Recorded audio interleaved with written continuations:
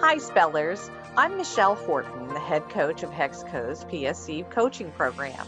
I want to personally welcome you and wish you the very best in our upcoming online spelling bee. Oral spelling is an incredible sport, and I know that you are still preparing as you watch this video. By this time, you should have already looked at all of our rules, which are on our website, onlinespellingbee.com. If you haven't, please pause this video and then come back and watch this video. Now, I'm not going to simply read to you the rules. However, I'm hoping that this will help you give you a clearer understanding of how the bee will be run. One important item to note is that you will need 2 devices for this contest. In the written portions, one device will display the information and one will be used for entering in your guesses. If you are new to spelling bees, it is very, very important to note you cannot use anything except yourself for every aspect of the competition. You cannot use study lists, notes, devices, other people, the dictionary, or any other item that would help you to spell a word correctly. You are the star here, and all of the information that you give us will need to come from your memory alone. First, let's take a few minutes to talk about one of my favorite subjects, words. You will personally spell 11 words from the study list. 10 will come during the preliminary written test, the spelling portion, and 1 will come unique to you only during oral round 1. You will additionally see 10 study list words in the preliminary test in the vocabulary section.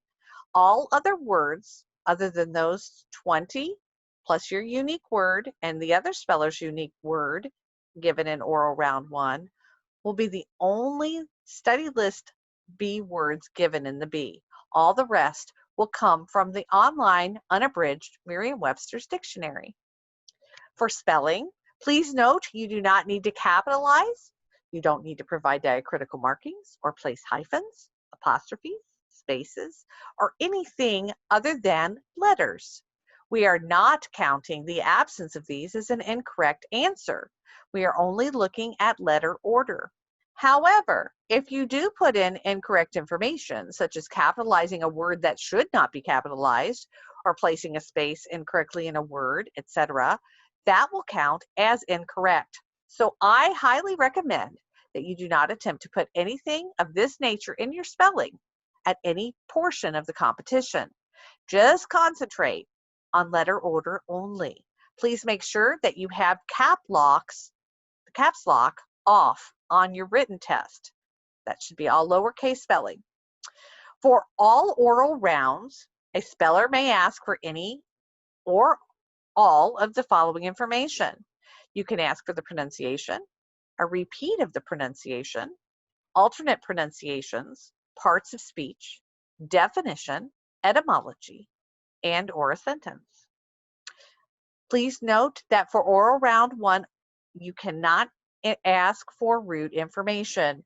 This means we will not be entertaining any root questions during the oral round 1. We will only answer information using the information provided in the original study list, and we did not provide root information on this list. Root questions then will only be entertained from oral round 2 upward. For asking a root question, you must provide the language, the root or the combining form, and the meaning. Our pronouncers cannot entertain a root question without having these 3 items. For vocabulary, please note that some words may at times have multiple definitions, multiple parts of speech, etc., as the dictionary does have multiple entries for some words. A good rule of thumb is to learn all the meanings for every word on the study list. If you read the sentence provided, that may help provide a help in mastering the main definition for a word. Let's talk a few minutes about the difficulty of the words in question. It is our hope that the level of difficulty will increase with the rounds. Other than that, we cannot address the difficulty of the word list. Keep in mind that everyone comes to the bee with a different word bank, a different knowledge of words, and just a different experience with words. So what is easy for one speller might prove challenging for another. Just do your very best. think before you spell, and have fun. One other item to point out is there will be a time limit in the oral rounds. You will have 1.5 minutes to collect word information. That would be any of or all of the pieces that I mentioned previously. And after 1.5 minutes has elapsed, if you have not already spelled your word, you will be asked to spell your word and finish that spelling in the remaining 30 seconds. So you have a total of 2 minutes from the time the pronouncer pronounces the word for you until you complete your spelling. If you haven't completed your spelling by the end of that 2 minutes, it will be deemed incorrect. Now, please note that to help you, the speller, the pronouncers will offer the pronunciations that they deem as helpful to you. So you don't have to ask for alternate pronunciations unless you want to hear all of the pronunciations listed. Sometimes words will have just a fine nuance in pronunciation, such as the word might have just an accent shift, where the accent is on the first syllable in the first pronunciation and on the second syllable in the second pronunciation. But other than that, they're identical. The pronouncers will not automatically offer those to you because they don't deem them as useful. However, if you ask for alternate pronunciations, even if there are some confusing pronunciations or pronunciations that might lead you down a different path than the correct spelling, they will then give you those if you request an alternate pronunciation. So please understand that in asking for an alternate pronunciation, the pronouncers will give you the information that they have from the dictionary at that point.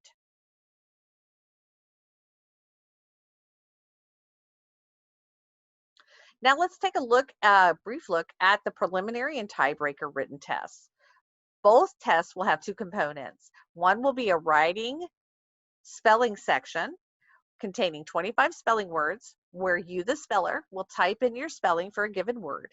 It will also have a vocabulary section where you will type in either the letter A, B, C, or D, your choice, for a given vocabulary question.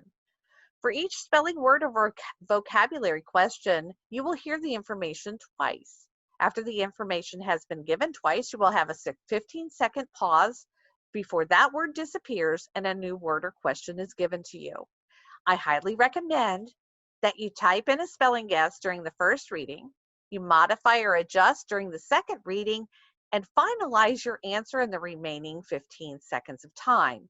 Notice you will not see this word again, nor can you change an answer once we have moved on to the next item on the test. If you have an incomplete spelling or leave an answer blank, that is automatically given 0 points. So please try to make a guess for every item on this test. For your convenience, and so that you can see how this will operate, we have created a sample written test that demonstrates the format of the written test. Feel free to run through this to get a feel for how the written test will be conducted. You can do them as often as you wish. The preliminaries written test, in conjunction with your oral spellings in oral rounds 1 and 2, will determine which spellers will become our semifinalists. Since we have no way of knowing scores at this point, we cannot predict right now the amount that you will need to proceed to the next level, which would be the semifinals. So we cannot answer a question as to how many semifinalists we will for sure have. We will take, though, a maximum of 50 spellers as semifinalists. All speller scores from the preliminary written test will be ranked from high to low, and spellers will advance at each consecutive scoring level until a level is reached that is no more than 50 spellers.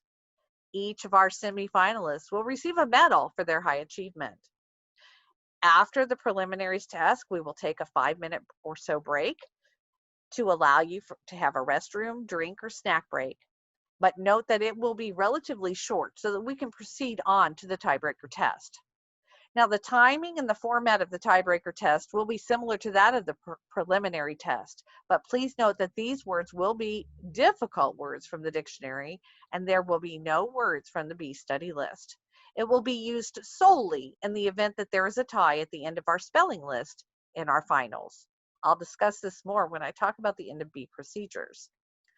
Now, in oral spelling, this is a miss and out basis. This means if you misspell in an oral competition or an oral round, you are immediately out of the competition, unless all spellers in that particular round miss, and then you'll all be reinstated and we'll start over again in the same order as we did the previous round. Let's talk a little bit about the end of the B, the finals. We will not know until the day before the finals how many specific finalists we will have. We're hoping to have between 10 and 18 spellers to represent us in the final rounds.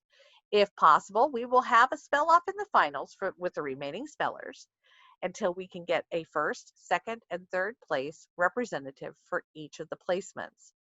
If someone ties for third place, we will have a spell off for that position. Now, if we cannot get a clear first and second place winner through the spell down, at that point, we will examine the tiebreaker scores for those spellers who remain. The champion will be the one who has the highest score on the written test. Now, let's say we have a tie. In this case, and it can happen that we have a tie on the tiebreaker test as well, then what we will do is we will add the prizes together, divided equally between the winners. Now let's talk about if you miss.